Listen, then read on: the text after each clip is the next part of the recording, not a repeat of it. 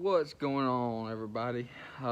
So today I'm back in the shop, and I'm actually going to be doing a lot of wiring today. I just got off work and it's like 10 o'clock. I'm actually really tired right now, but we've got an old trailer here that it hasn't had wiring in a little over a year now. I want to say the lights went out a long time ago, but then my dog decided it wanted to chew up the pigtail on the trailer itself. So I bought a whole new Hopkins wiring kit for that. It came with the 4-way flat and the tail lights itself. So I'm gonna get that done today, and which I'm not gonna use connectors. I'm actually gonna solder it.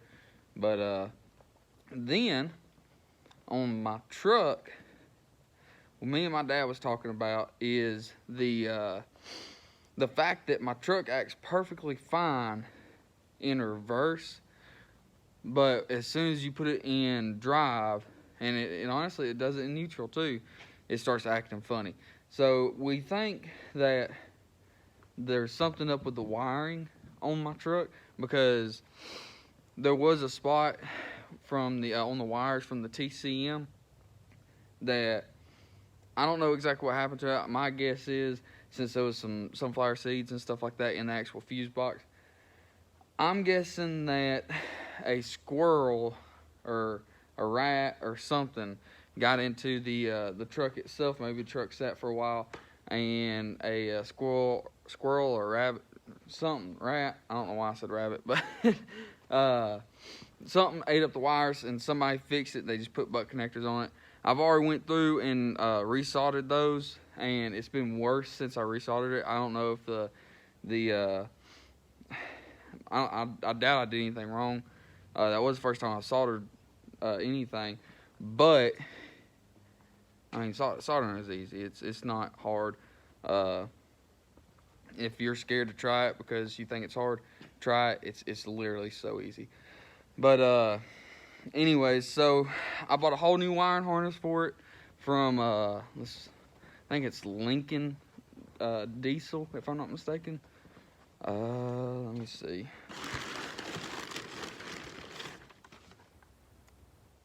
Lincoln Diesel Specialties. The kit, or this wiring harness itself, was a little bit pricey. I want to say it was around $1,300 shipped. But hopefully it'll fix my truck. So that's all I'm worried about. I'm not worried about the money. So if it'll fix my truck, then that's all I'm worried about. So yeah, I'm gonna set y'all up, let y'all watch me do the wiring on the trailer. I'm probably gonna knock it out right fast. That probably won't take me very long to do. But the truck, it's gonna take a minute, because I don't know where all those wires go, and I'm not really all that good at wiring. So anyways, I'll see y'all in a minute.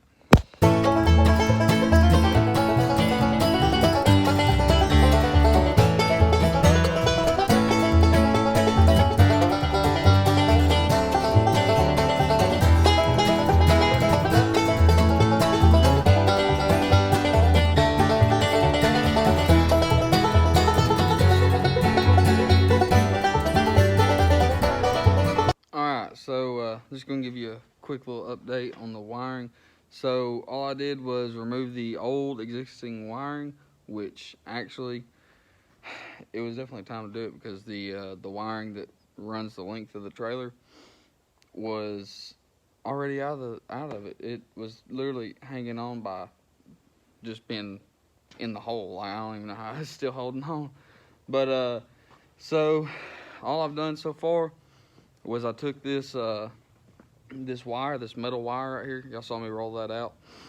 All I did was roll that out, get it nice and straight as possible, and cut it to a good length where I know I'll have enough on this end and enough on this end over here. That way I'm not pulling it out of the hole or into the hole, because I won't be able to stick my hand up in there to grab it. So then, since out there's a hard wire, it wasn't going to flex as much. So if I had just tried to push this regular wiring through the hole, it would have just crumbled up, or not crumbled, kinked up inside the hole, and it wouldn't have ever made it through down there. So what you do is you get that kind of hard wire, and you run it all the way through. And they make an actual product called a fish line. Is basically what it is a fishing line. But it's just a hard plastic tube. I've used them before when I was working at H&H, and it makes it a lot easier. But if you don't have stuff like that, if you don't have access to that, just grab you some regular cable, wire, something, clothes hanger. If you have one that's long enough, obviously you ain't gonna have one long enough for this, but if you're just going maybe from one side of a channel on a truck to another side, then you'll be fine with a clothes hanger, a metal clothes hanger. So anyways, got that metal wire all the way through, got the wiring laid out nice and straight. That way when I tied it to it and I pulled it, it was just gonna go in easily. It wasn't gonna be tangled up or anything like that. So now I've got the new lights on with the wiring through. I'm about to solder them.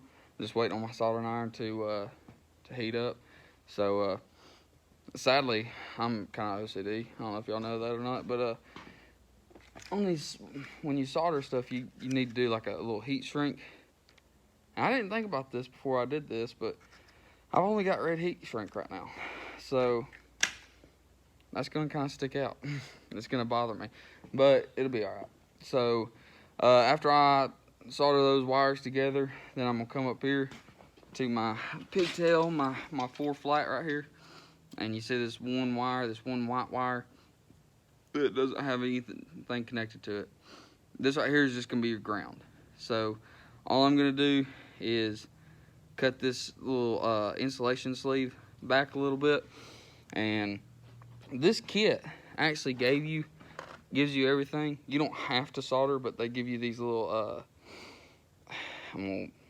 Scotch locks. These right here are called Scotch locks. They give you all these right here, and they actually give you just a regular eye. Let's see if I can get it on camera. Just a regular eye. It just crimps on there. It's not the best one I've seen. I don't think I've got any more in my toolbox, but anyways, so yeah, I mean that's pretty much it. I'm just gonna go and get that ground wire hooked up. Got the get the eye ring on it, and pretty much just put a self tapper into the tube, and the wiring should be done. I'll test it I guess after I get my truck done. But anyways, I'm gonna set y'all back up, and I'm gonna finish this up.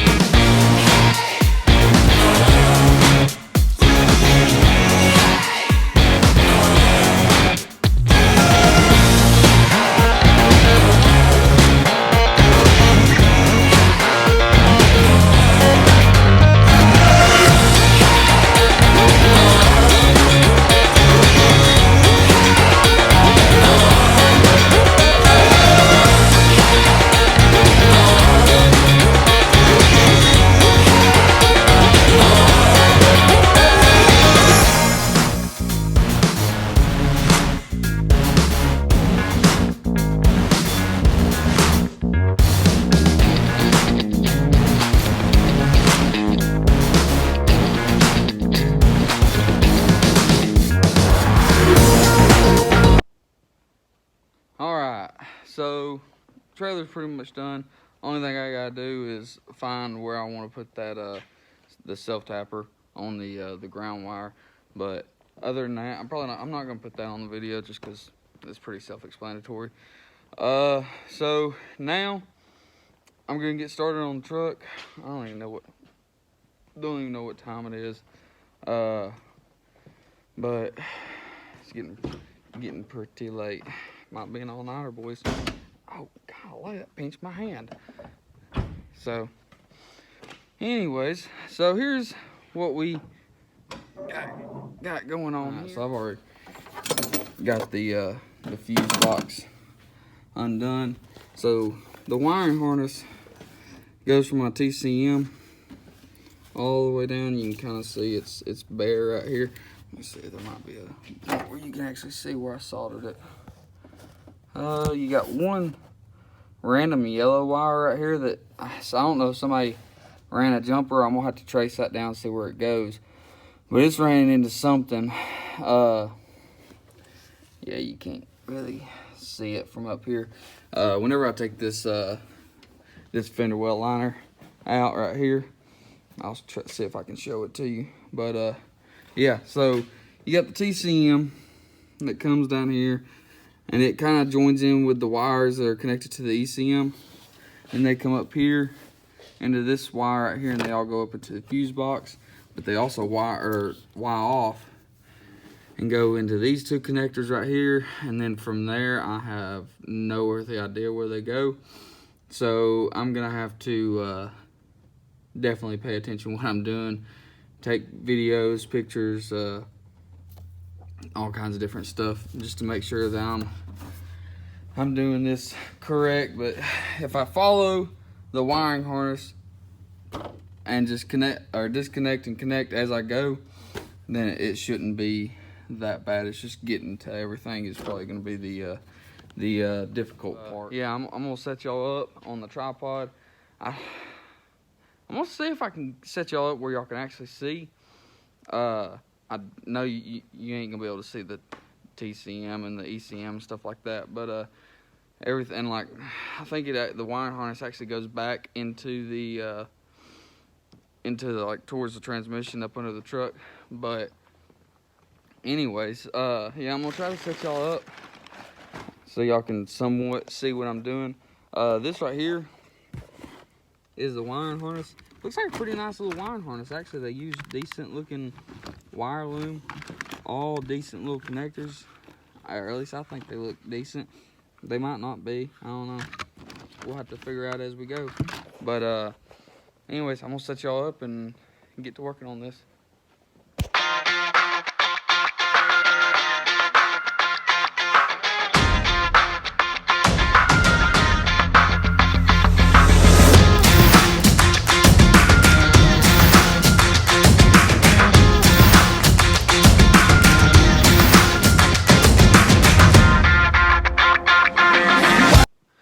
Alright, so I am calling it quits for the night.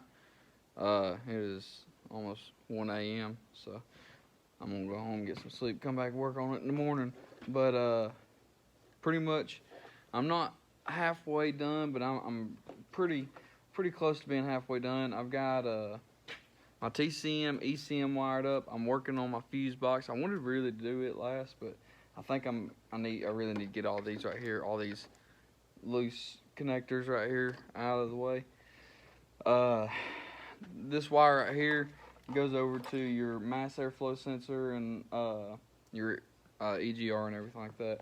But and then you've got this wire right here that goes down up under the truck. I think I really kind of messed up doing this. I think if I was gonna do it again, honestly, I think I would probably put the wires right here and just run them up through the fender well. I think that would be a lot easier because all the wires seem like they are coming from down there anyways. Like all these center wire looms and everything like that, it's like they're coming up. All the thicker stuff like this right here, this big old thick wire loom, is going down. So, and like your ECM and TCM, your ECM is a lot easier to access right here in the fender well. Your TCM is literally right here. If I can put my hand on it, it's right there, but the connector is on the bottom. So, and you've just got more access. So I think if I was gonna do it again, I can't do it again right now because I would literally have to redo everything. So I think if I had to do it again, I would do it like that right there, just run it all through the fender well. But I'm gonna go home, get some sleep, and I will see y'all here in a minute. Good morning, everyone. So, I'm back again today over here to the shop. About to start working on the wiring harness. Hopefully, gonna finish it today. And yeah, I don't know how much y'all have actually been able to see. I haven't looked at the footage yet that I've got, but this door's kind of hard to open one-handed. But anyways, I'm gonna hopefully y'all can see a little bit. I know you won't be able to see the actual connectors, but I'll show you some of the connectors right fast. So you've got the TCM connector. Oh, sorry, my finger.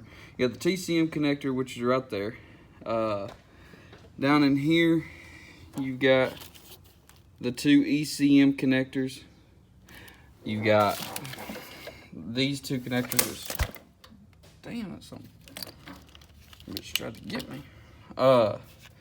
You got the two connectors right here, and then you've actually got that connector right there. This one right here, and all it does. Let me see if I can find the old one. I think it's actually down in here, if I'm not mistaken. I don't see it, but all it does is there's little bitty clips on the side, and you just push those in. It's like a big old round plastic clip, and you're just gonna push. There's gonna be like some grip spots basically, and you basically just push those together, and then it actually just disconnects. I was confused at first on how to do it because I've never seen a connector like that, but once I did it, it was super easy. So I'm gonna get to work on this right here. I'm gonna set y'all back up. Maybe I should be about getting to the point where y'all can see a little bit better, because I'm not down in the engine. I'm gonna be over here. So yeah, I'm gonna set y'all up.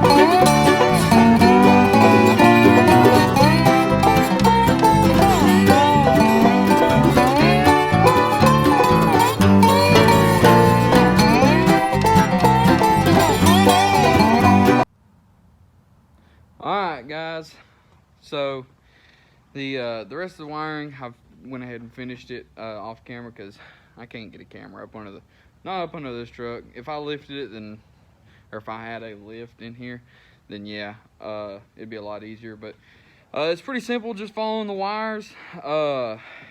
It does kind of get a little tricky, especially on the part that goes up under the front end of the motor, because it's all just, you gotta put bolts through them and everything like that. I can't think of the actual connector name. They're not regular like clip connectors.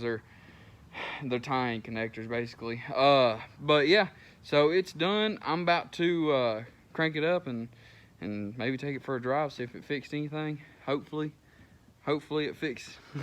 But I'm not taking any. I'm not thinking it's going to, but hopefully it will. That'd be awesome, wouldn't it? So, alright, I'm gonna take it down the road and I'll be right back. Well, she started up. You know, ever since I put this filter on, it has let me get a light. It's been it's been spinning over a lot more until it cranks. So I'm wondering if I just didn't tighten up this filter enough and it's just losing time or what, because it's not, it takes it a minute for it to actually start up. It just spins. It's almost like it's out of fuel. But anyways, I don't see it dripping anything. There's a little bit of diesel there. I guess I'm gonna get the filter wrench and maybe put a twist on it or something. But anyways, I'm gonna drop it down the road. All right, everybody, we are in reverse. We're backing out of the garage right now. Let's see, hold on. If there's ever a time to pray for someone, I think it's right now. Because if this don't work, I might lose my cool. I don't know. We're about to figure out though. Let's see. Let's see what she's doing.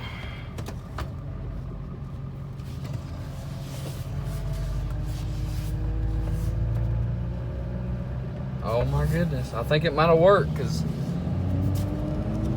oh my God. Sweetheart. Oh, I'm so excited. I haven't been this excited in a long time. I'm sorry. I am so excited right now. It hasn't been like this right here in a long time.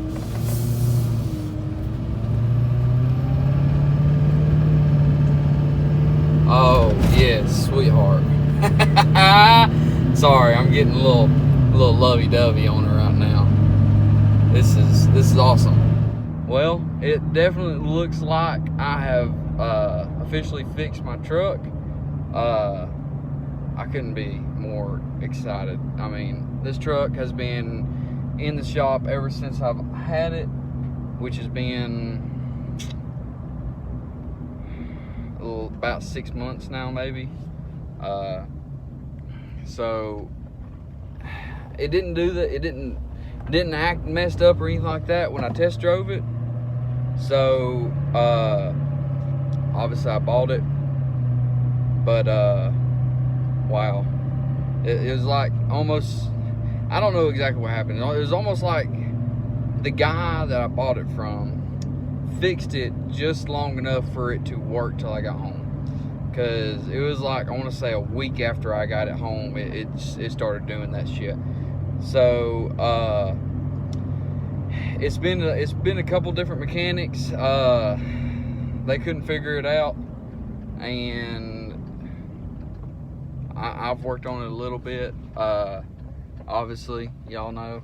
But now that it's, oh man, I just stopped and started on a hill. I haven't been able to do that in a long time, especially not in this truck. Well, obviously I can do it in other vehicles. I just haven't been able to do it in this truck. Yeah, I am ecstatic.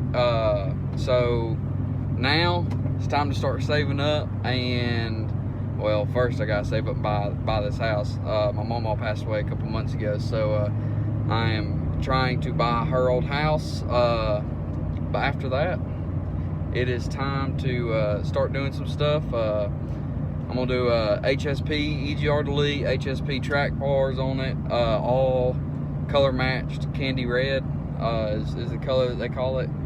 And yeah, which the HSP kit that I'm getting comes with the EGR Delete, the hot side and cold side pipes, the new Y bridge. It comes with the